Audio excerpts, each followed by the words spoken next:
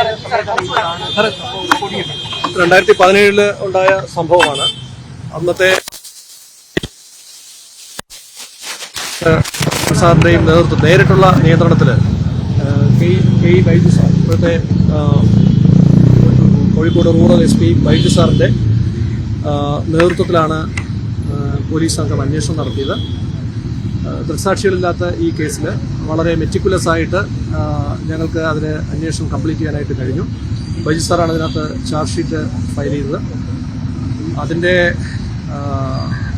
Electronic evidence, online വഴിയുള്ള transactions, evidence നശിപ്പിക്കാൻ പ്രതി നടത്തിയ ശ്രമങ്ങൾ മുതലായ എല്ലാ കാര്യങ്ങളും ഒരു വളരെ സ്ക്രൂപ്പുലസ് ആയിട്ട് അത് അന്വേഷണ സംഘത്തിന് അത് ചെയ്യാനായിട്ട് കഴിഞ്ഞു.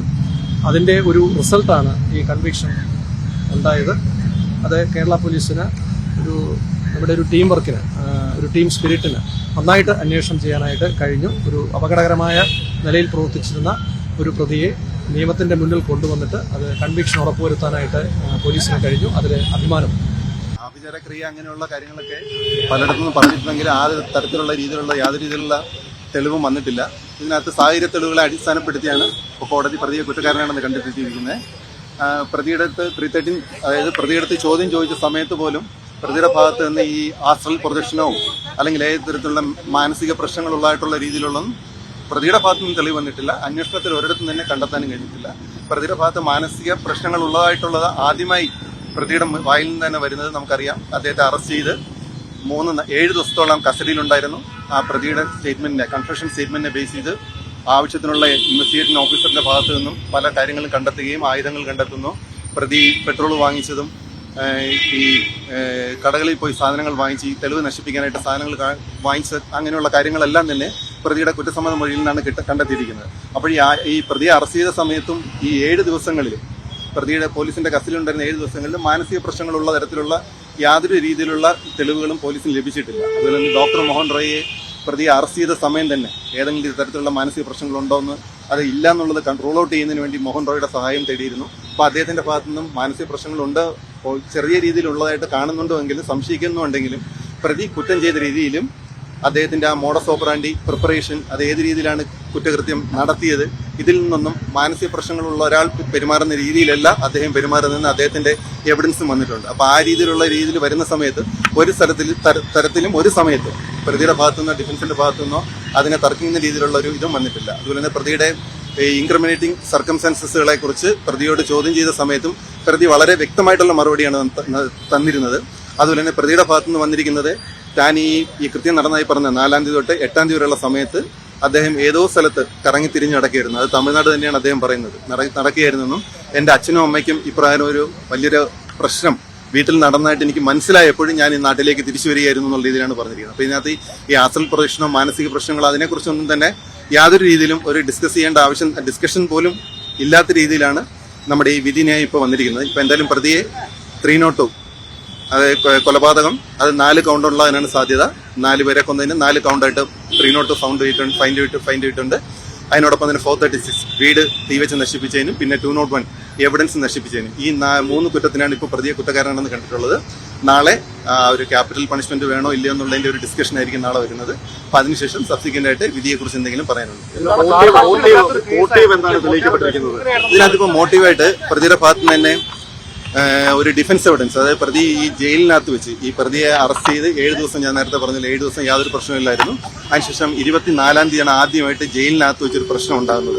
ഈ സഹതടവുകാരനെ ആക്രമിക്കുന്ന രീതിയിൽ കാണിച്ചതിന് ശേഷമാണ് ഇദ്ദേഹത്തെ ചികിത്സയ്ക്കായി പോകുന്നത്. അപ്പോൾ ഈ ചികിത്സ നടന്ന സമയത്ത് ആ ഡോക്ടറിന്റെ എവിഡൻസ് കോടതിയിൽ വന്നു കഴിഞ്ഞു. അപ്പോൾ അദ്ദേഹം പറയുന്നുണ്ട് അച്ഛനോടുള്ളൊരു വിരോധമുണ്ട്, അച്ഛനോട് പലതരത്തിലുള്ള കാര്യങ്ങളാണ് അദ്ദേഹം പറയുന്നത്. അച്ഛൻ റിട്ടയർമെന്റിന് ശേഷം അമിതമായി മദ്യപിക്കുന്ന സ്വഭാവം ഉണ്ടായിരുന്നു, ഇദ്ദേഹത്തെ ധാരാളമായി ശകാരിക്കുന്ന സ്വഭാവം ഉണ്ടായിരുന്നു. അപ്പോൾ ആ രീതിയിലുള്ള കാര്യങ്ങളും അമ്മയോടും മറ്റുള്ള ഫാമിലി മെമ്പേഴ്സിനോട്, അപ്പോൾ ഇതിനകത്ത് ഇലക്ട്രോണിക് എവിഡൻസ് നോക്കിക്കഴിഞ്ഞാൽ പല സമയത്തും ഇവർ തമ്മിൽ തന്നെ സംസാരിക്കുന്നത് വളരെ ചുരുക്കമാണെന്ന് മനസ്സിലാക്കാൻ കഴിയും. വെച്ചാൽ ആഹാരം കഴിച്ചോ എന്ന് ചോദിക്കുന്നത് പോലും മെസ്സേജസിലൂടെയാണ് കാണുന്നത്. അപ്പോൾ ആ ഫാമിലി ബോണ്ടിങ് ഇല്ലാത്തൊരു സർക്കംസ്റ്റൻസ് ഇതിനകത്ത് വരുന്നുണ്ട്. അപ്പോൾ ആ ഡോക്ടറിന്റെ എവിഡൻസിൽ ഈ പ്രതി തന്നെ ആ ഒരു കുറ്റസമ്മതം നടത്തിയതായിട്ട് പറയുന്ന ആ പോർഷനിൽ കാണുന്നത് ഈ വീട്ടുകാരോടുള്ള വൈരാഗ്യം തന്നെയാണ് മോട്ടീവായിട്ട് ഇതിനകത്ത് പറഞ്ഞിരിക്കുന്നത്. ഇല്ല, വേറെ കോടതിയുടെ ഭാഗത്ത് നിന്ന് വേറെ നിരീക്ഷണങ്ങളൊന്നും ഇല്ലായിരുന്നു. ഈ ഫൗണ്ട് ഗിൽറ്റി ഇല്ല, ഒന്നുമില്ല. 302, 436, 201.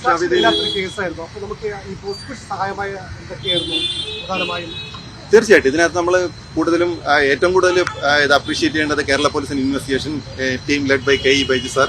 ഈ സർക്കംസ്റ്റാൻഷ്യൽ എവിഡൻസ് വരുമ്പോൾ നമുക്കറിയാം ഏറ്റവും കൂടുതൽ ഡിഫിക്കൽട്ടിയാണ് ഒരു കേസ് പ്രൂവ് ചെയ്യുന്നതിനുള്ളത്. ആ ചെയിൻ ഓഫ് സർക്കംസ്റ്റാൻസ് നമ്മൾ കൃത്യമായ രീതിയിൽ ആ എവിഡൻസ് കളക്ട് ചെയ്യുന്ന ആ ഒരു പ്രൊസീജിയറിൽ തന്നെ നമുക്ക് നോക്കിക്കഴിഞ്ഞാൽ ആ ഒരു ഇൻവെസ്റ്റിഗേഷൻ ടീമിന്റെ ഒരു ഒത്തിണക്കത്തോടുള്ള ആ ഒരു പ്രകടനം നമുക്ക് കാണാൻ കഴിയും. എല്ലാ രീതിയിലും നല്ല രീതിയിൽ ആ എവിഡൻസ് കളക്ട് ചെയ്യുന്നതും ആ ഒരു മെറ്റീരിയൽ ഒബ്ജക്റ്റ് കളക്ട് ചെയ്യുന്നതായാലും ഓരോരുത്തരുടെ ആൾക്കാരുടെ ഒക്കുലർ എവിഡൻസ് കളക്ട് ചെയ്യുന്നതായാലും അങ്ങനെയുള്ള ഭാഗങ്ങൾ നോക്കുകയാണെങ്കിൽ നല്ല രീതിയിൽ ഒത്തിണക്കത്തോടുകൂടി ആ ചെയിൻ ഓഫ് സർക്കംസ്റ്റാൻസ് ഒരു രീതിയിലും ചെയിനിൽ ഒരു ബ്രേക്ക് വരാത്ത രീതിയിലുള്ള മെറ്റീരിയൽസ് കളക്ട് ചെയ്യാൻ പ്രോസിക്യൂഷന് ഇൻവെസ്റ്റിഗേറ്റിംഗ് ടീമിന് സാധിച്ചിരുന്നു. അപ്പം അതുകൊണ്ട് എന്റെ ഭാഗത്തു നിന്നും ആ കോടതിയിൽ ആ എവിഡൻസ് നല്ല രീതിയിൽ പ്രസന്റ് ചെയ്ത് ആ ഒരു ചെയിൻ ഓഫ് സർക്കംസ്റ്റൻസ് പ്രൂവ് ചെയ്യുന്നതിന് നല്ല രീതിയിൽ ചെയ്യാൻ കഴിഞ്ഞിട്ടുണ്ടായിരുന്നു. ശിക്ഷാവിധിയിൽ നാളെയാണ് വാദം കേൾക്കുന്നത്. അതെ, പ്രയർ എന്നുള്ള സ്റ്റാൻഡിലാണോ? തീർച്ചയായിട്ടും റെയറസ്റ്റ് ഓഫ് പ്രയർ എന്നുള്ളൊരു സ്റ്റാൻഡിൽ തന്നെയായിരിക്കും പ്രോസിക്യൂഷൻ നിൽക്കുന്നത്. ഇനി ഞാൻ പറഞ്ഞില്ലേ, ഇത് ബാക്കിയെല്ലാം കോടതിയുടെ കൺസിഡറേഷനാണ്. ഇതിന് റെയറസ്റ്റ് ഓഫ് പ്രയർ ആണെങ്കിൽ പോലും ചില സർക്കംസ്റ്റാൻസിൽ ആ ഒരു റീഫോം ചെയ്യാൻ പറ്റുമോ, തിരിച്ചയാളെ സൊസൈറ്റിയിലേക്ക് നല്ലൊരു മനുഷ്യനായി കൊണ്ടുവരാൻ പറ്റുമോ എന്നുള്ള ഒത്തിരി ഫാക്ടേഴ്സ് ഉണ്ട് അതിനകത്ത് കൺസിഡർ ചെയ്യാനുള്ളത്. അപ്പോൾ അതിനെക്കുറിച്ചുള്ള ഡിസ്കഷൻ നാളെ വരത്തേ ഉള്ളൂ. അതിനുശേഷം കോടതിയാണ് തീരുമാനിക്കേണ്ടത്. ഈ റെയറസ്റ്റ് ഓഫ് പ്രയർ കേസ് ആണെങ്കിൽ പോലും ഇതിനകത്ത് ഒരു ക്യാപിറ്റൽ പണിഷ്മെന്റ് കൊടുക്കണോ വേണ്ടോ എന്നുള്ളത് തീർച്ചയായിട്ടും കോടതിയുടെ കൺസിഡറേഷനിലിരിക്കുന്ന കാര്യമാണ്.